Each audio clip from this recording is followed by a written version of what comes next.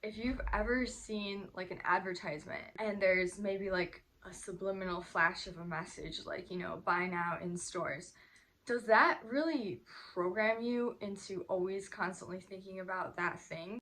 Or manifesting that thing into your life. Or does that not have any effect on you?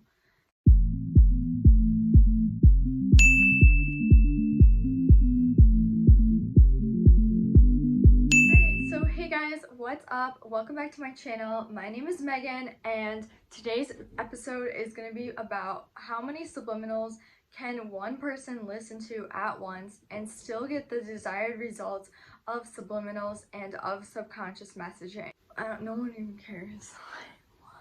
I get this question a lot, so apparently there is a little bit of confusion, and it's not a big deal if you don't want to take my advice or you just don't think what I'm saying is true, because that's okay and you can just take it or leave it. But I just want to tell everyone how I listen to subliminals because I've gotten a lot of really great results. I have kind of started to change my eye color back to brown because I didn't really love the way the green looked on me personally. I just think I look better with brown eyes because of how dark my hair is, and I just liked it better with brown. But either way, I have other videos about my sub results, and I'll be doing more videos about them to show you guys.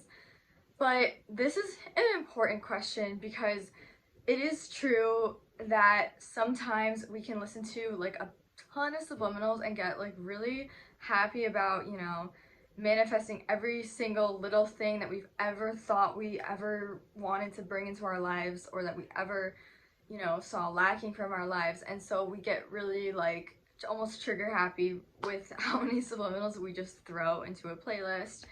And that's all fun games and everything, but when it comes down to it, there is a little bit of a science to using subliminals and to using the amount and the correct amount. Not that I want to say it's correct, because it's not like it's I'm right, like other people are wrong. This is just the method that works for me, because when I was first doing this, I would just listen to every single thing I ever found, and I would listen to it for like 5 minutes, and I wasn't getting any results, and I was kind of like, I'm sure this isn't working.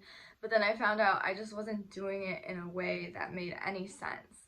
So there's this thing called brain entrainment that our brains are able to do, and this is kind of a basis for how people use subliminal programs and how people use frequencies and right frequencies.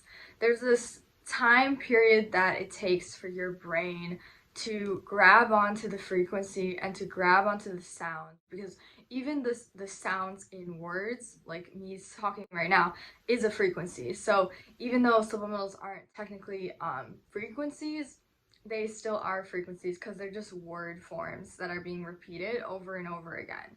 And with brainwave entraining, you have to think about the time. Like temporal time is a factor in how long it'll take.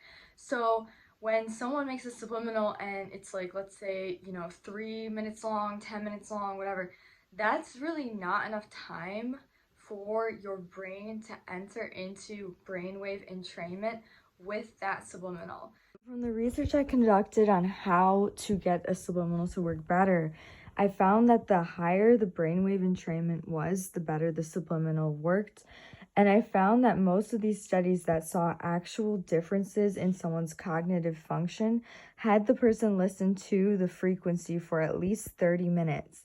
And that was enough time to get there to be some brainwave entrainment. For example, this study showed that the person listened to the 10 alpha hertz for 30 minutes and they saw improvement in their mental and cognitive function. So taking that and rolling with it, subliminals really should be listened to for a solid amount of time, not just for 2 or 3 minutes, and they shouldn't be jumped around. But that doesn't mean you can't listen to as many subliminals as you want at once, because you can listen to as many as you'd like.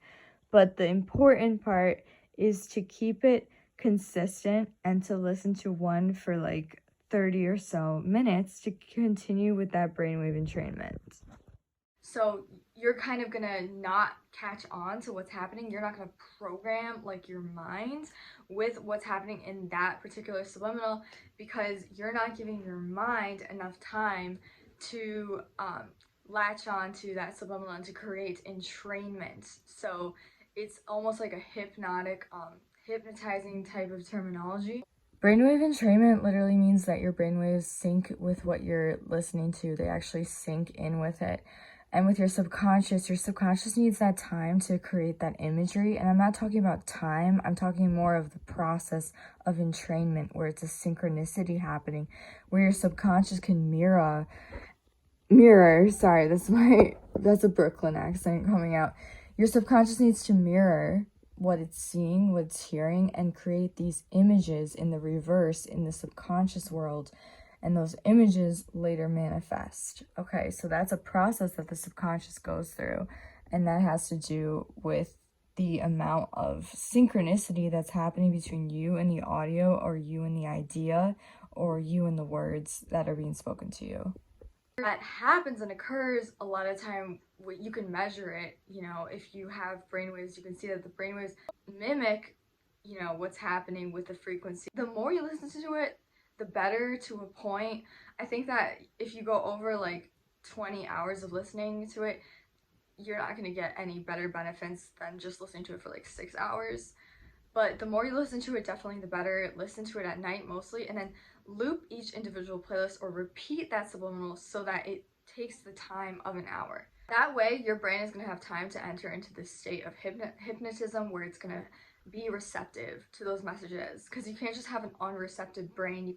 It's kind of like, okay, a good example of why what I'm saying does work better is if you've ever seen like an advertisement, and there's maybe like a subliminal flash of a message, like, you know, buy now in stores.